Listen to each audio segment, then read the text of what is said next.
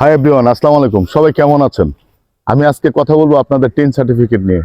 যারা যারা এ পর্যন্ত ফেসবুকের জন্য হোক আর ইউটিউবের জন্যই হোক বা যে টিকটকের জন্যই হোক, আপনারা যারা এই টিন সার্টিফিকেট তৈরি করতেছেন, আপনাদের কিন্তু একটা কাজ বকেয়া থেকে যাচ্ছে। সেটা হচ্ছে, আপনারা টিন সার্টিফিকেট জমা দিলে পুরুষের ক্ষেত্রে 3,50,000 ইনকাম থাকতে হবে বাৎসরিক, আর নারীদের ক্ষেত্রে 3,00,000 ইনকাম থাকতে হবে বাৎসরিক। যদি এর কম হয়ে থাকে তাহলে আপনাকে টিনের সার্টিফিকেটের কোনো আয়কর আপনাকে জমা দিতে হবে না।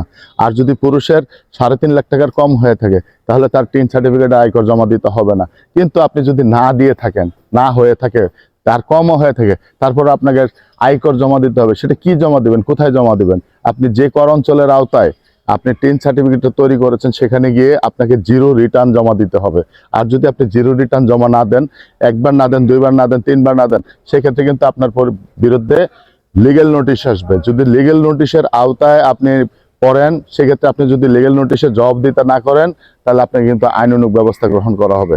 অতএব প্রত্যেকটা মানুষ, যারা যারা টিন সার্টিফিকেট তৈরি করেছেন, প্রত্যেকটা মানুষ আপনি যে কর অঞ্চলের আওতায় টিন সার্টিফিকেটটা করেছেন সেই কর অঞ্চলে কথা বলে নেবেন আপনার ডেট কখন জিরো রিটার্ন জমা দেওয়ার।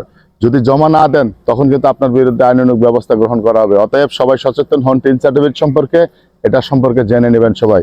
ধন্যবাদ সবাইকে।